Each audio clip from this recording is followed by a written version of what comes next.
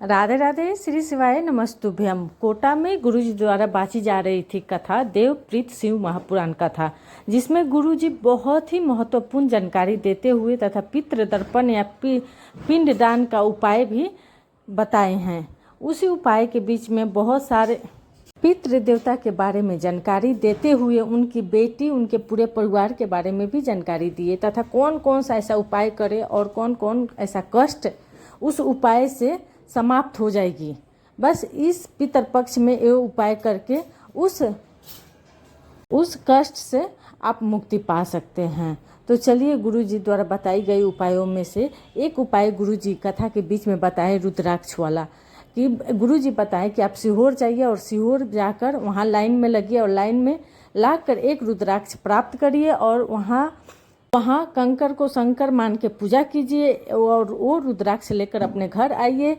फिर तो घर लाकर रात में किसी कलश में, तांबे की कलश में जल भर लीजिए और रुद्राक्ष को उसी में रख दीजिए और रात भर उसे रहने दीजिए। सुबह आप रुद्राक्ष वापस उस जल में से निकाल लीजिए और वो जल ले जाकर आप शिवलिंग पर कुंदकेश्वर महादेव के नाम से अर्पित करिए। थोड़ा सा जलाधारी से जल प्राप्त कर लीजिए।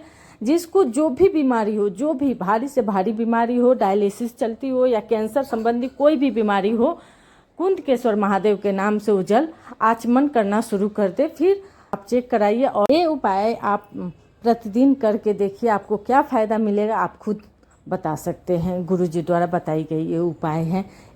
इसी कथा में, देवप्रीत शिव महापुराण कथा में, गुरुजी ने बीमारी के लिए भी बहुत अच्छा उपाय बताए हैं। बोले हैं कि अगर चीनी का लेवल बहुत ज़्यादा बढ़ गई है, कोई भी भारी बीमारी आपको है, तो आप रोज़ एक बेलपत्र खाया करिए। बेलपत्र कैसे खाना है, तो आप पहले शिवालय जाइए, वहाँ शिवलिंग पर एक बेलपत्री अर्पित करिए। अगर आपके पास बेलपत्री नहीं है तो कोई बात नहीं है, वहीं से वो वापस आप बेलपत्री उठाइए, उसको धो दीजिए अच्छे से और फिर उस शिवलिंग पर वो बेलपत्री अर्पित करिए।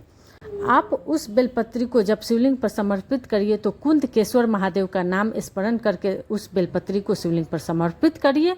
उसके बाद आप उनसे विनती प्रार्थना करिए कि हे देव, हमें ये बीमारी है, इस बीमारी के लिए आप ये बेलपत्री हमको दीजिए, औषधि के रूप में, दवाई के रूप में दीजिए और वहाँ से प्राप्त कर लीजिए। फिर घर आइए और आप उस बेलपत्री को तीनों का जोड़ जहाँ हो, जहाँ तीनों पत्ता, दोनों पत्ता जोड़ हो, वहीं पर आप अपने फिंगर से दाबकर उस कुंदकेश्वर महादेव के नाम लेकर उस बेलपत्री को चबा चबा कर खाइए। आप इस उपाय करके देखिए, आपको बीमारी में राहत व बीमारी से छुटकारा जरूर मिलेगा, ये निश्चय है। इसी में गुरुजी ने एक और उपाय बताए हैं, जो भगवान नारायण और शिव का मिलन से एक अवतार हुए। उनका नाम हुआ वृषकपि या बृहस्पति, आप जो भी नाम लिख सकते हैं। वृषकपि व बृहस्पति नाम लेकर आप गाय को रोटी खिलाइए। कैसे खिलाना है, तो आप एक रोटी लीजिए, उस पर शक्कर रखिए या मीठा या गुड़ रखकर उसको मोड़ दीजिए और मोड़कर गाय को वृषकपि के नाम से खिला दीजिए। खिलाने के बाद आप उस गाय माता को जल जरूर पिलाइएगा, क्योंकि गुरुजी बताते हैं कि रोटी खिलाने के बाद जल जरूर पिलाना चाहिए, इससे पूर्ण फल की प्राप्ति होती है। इसी के साथ गुरुजी अगला उपाय भी बताए हैं।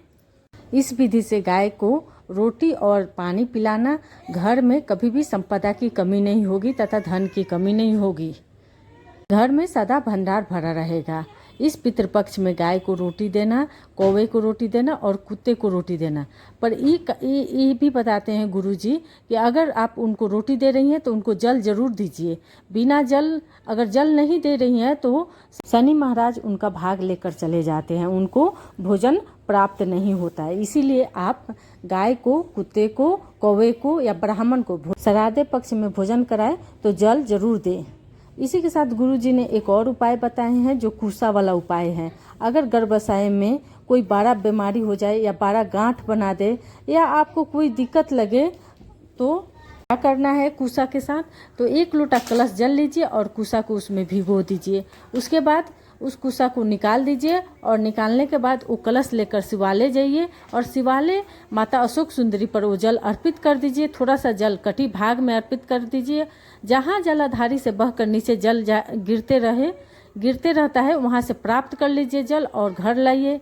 जिस जगह पर आपको ज़्यादा दिक्कत है, जिस जगह पर ज़्यादा समस्या है, वहाँ पर लगाकर फिर आप इलाज कराने डॉक्टर के पास जाइए। देवादिदेव महादेव जी चाहेंगे तो बीमारी जड़ से समाप्त कर देंगे। इसी के साथ